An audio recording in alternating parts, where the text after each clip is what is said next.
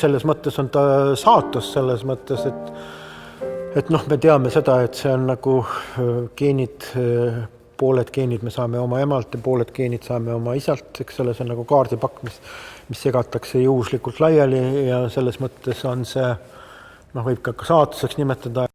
Ma ise ei ole suur saatusesse uskuja, aga tõesti üht-teist on ette määratud, sealhulgas meie geenide poolt.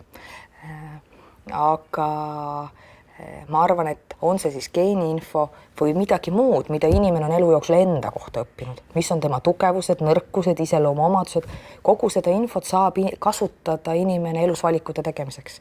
Et tõesti, kui sa tead, et sul on seda tüüpi haigusrisk, sa võib-olla teedki teised otsused. Suurema vähiriskiga inimene ei lähe tööle töökeskkonda, kus on kantserogeene. Et seda tüüpi otsuseid elus saab lihtsalt targemini teha, kui me teame rohkem enda kohta.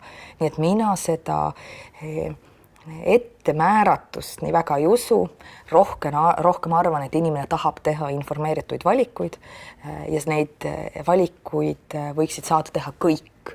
Spetsialistid alati räägivad, et geenid ei ole kohtuotsus, see ei ole lõplik asi, mis määraks ära inimese saatuse, see ei ole märk, mis on lauba peale kirjutatud, et seda, vaid vastupidi, see on väga tihti või eelkõige või kõige sagedamini on see niisugune hoiatussignaal või üleskutse või alarm, mis ütleb, et sind võivad sellised asjad oodata.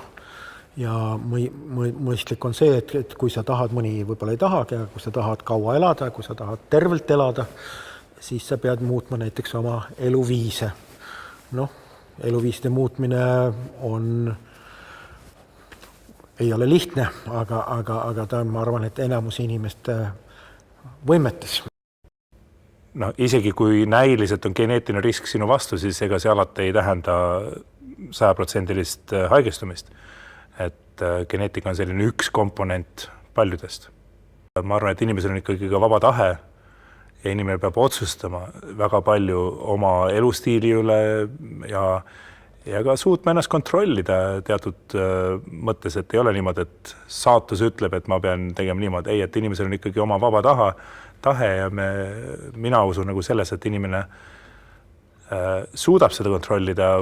Võimalik, et geenid mängivad vahete vahel veidike rolli, et kas ma olen hasartsem, kas ma olen alalhoidlikum. Tõenäoliselt seal on mingi geneetiline komponent isiksusomadustega. Tõenäoliselt mõned isiksusomadused, kas ma olen kuidagi rohkem vastuvõtlik näiteks mõnuainetele, olgu ta tubakas või narkootikum või nendel tõenäoliselt on seal mingi komponent olemas geneetiline, aga ikka igal inimesel on mingi vaba tahe ka, et suudab ka sellest hoiduda.